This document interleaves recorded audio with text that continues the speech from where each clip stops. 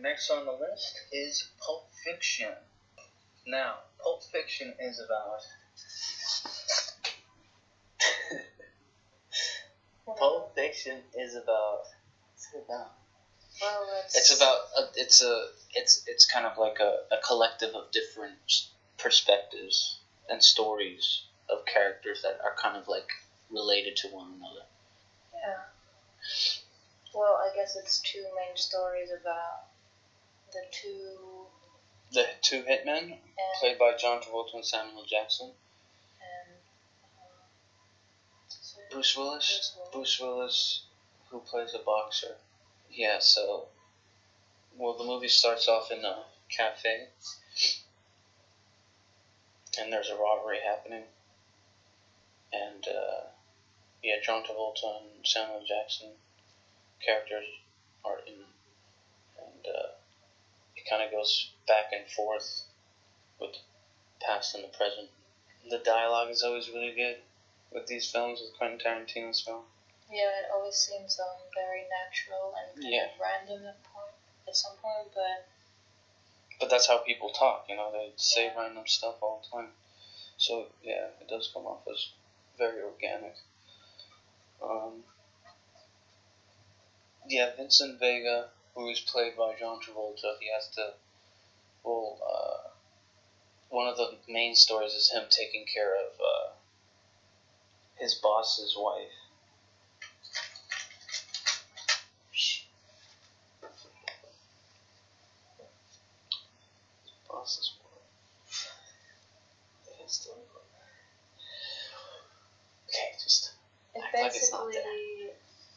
Basically just shows like a very busy day in the life of these hitmen and them dealing with like all kinds of shit. Mm-hmm. Yeah. Unnecessary obstacles though. Yeah. Can't spoil it, but yes, some things go wrong, and they try to fix things. And it's a really long movie, but for some reason it feels really short because it's just really good. Yeah. It's funny at times. There's some comedy to it. Yeah. Pretty funny.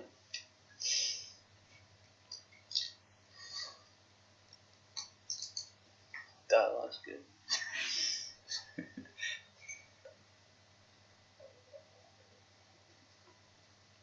Dialogue's really good. Quentin Tarantino does a good job with dialogue, as always.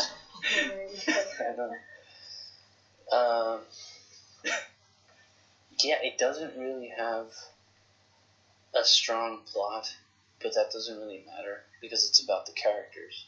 Yeah. And each character has,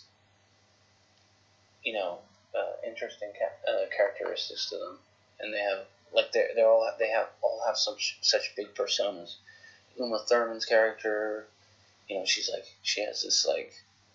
What I think is funny about Uma Thurman's character is she's kind of like, in a way, like the icon of this movie. Mm-hmm. But at the same time, when you think about it, there's this one really long scene with her, and then she gets in trouble and with drugs, and there's this whole drama about that, and after that you don't really hear of her again. So that kind of like is something that the movie does, that it like picks up on something and then moves on in like a very realistic way, and doesn't really care about bringing the characters like back together or like the story back together at the end to like make it a more round story. But conclude the whole thing. Yeah. Yeah. Also, you don't really... Okay, you do actually learn a lot about Bruce Willis's character. I think his story, revolves around the watch. Yeah. Yeah. That was basically it, because it shows in the beginning how important that watch is, because his father's friend kept it of his ass during the war, and it's got a lot of sentiment towards it. And then at the end, when he's trying to run away, his girlfriend forgets it, and then that's how he gets into the problems that he does. Yeah. So it's always unnecessary. Yeah. But yeah, things that happen in each of the stories. Same thing with John Travolta. Yeah, how he leaves the gun out. Things. Well, yeah. And how John Travolta accidentally kills the kid.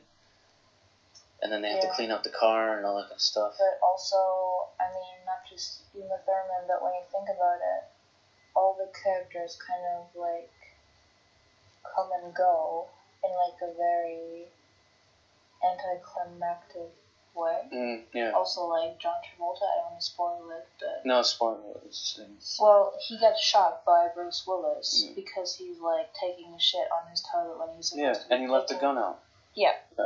But, I mean, he just gets shot in a matter of seconds, and then that character is gone, even though he was kind of the main character at one point. And that's kind of what they do, I guess, in a way. Yeah.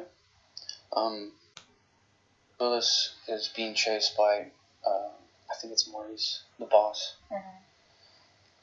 They get into a car accident, and then that's another problem, and then they both get kidnapped by by a crooked cop, and who are basically gonna rape them. Yeah, that have this whole slave master thing. Torture dungeon, in one of the stores. Which is also a very unique and random concept. Yeah. But yeah, there's a lot happening, a lot of little things that could be a whole movie in itself. Yeah, but that's what makes the movie so interesting. Yeah. I think what also shows that it's the dialogue is the main thing that Quentin Tarantino focuses on is that John Travolta obviously dies at one point in the movie, and then in I think it's the last scene, it's the conversation between him and Samuel L. Jackson in the cafe right before the robbery, right? Yeah. That's how it ends. Yeah. So you kind of already, you don't really focus on the fact that he already died earlier. Yeah. But it's more about what they're actually talking about. Yeah. And you don't really leave the movie thinking about the fact that, oh, he died. That's nothing that really matters at the end of the day, which I find really interesting.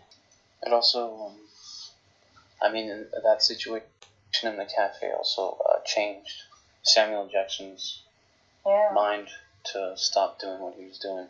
Yeah, and it's funny because they have... Because his life was saved then. Basically he cheated death twice. Yeah. Because of that. Yeah, and it's funny, obviously, in retrospect, because John Travolta is kind of not on board with what he's saying, but then you see that he dies early in the movie, so it's kind of bittersweet that they have this conversation.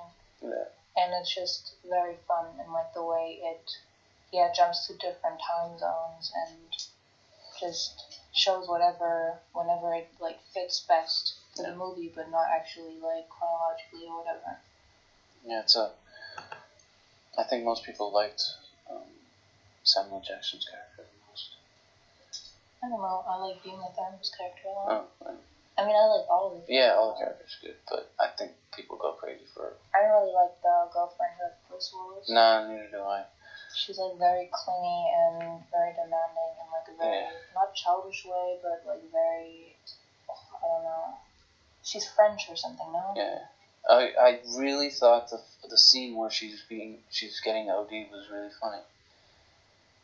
Because if you think about it, when he drives into he drives in onto the front yard, kind of crashing into the house. Oh, you're talking about Uma Thurman? Yeah. Right, because we were just... I know, but I'm going back to Uma Thurman. Uh-huh. And Eric Stoltz is the guy who lives there. He's the drug dealer. And he's what the fuck? They all have no idea what to do. I think it's kind of funny. Yeah. Yeah, it's an iconic film.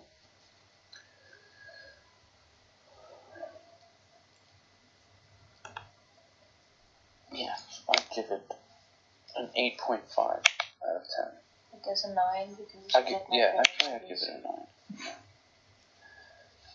Definitely recommend it to people if they haven't seen it. Yep. But that's what most of Quentin Tarantino's movies actually. Yeah, I think the one I haven't seen is Hateful Eight. The Hateful Eight. No, but you haven't seen Jackie Brown.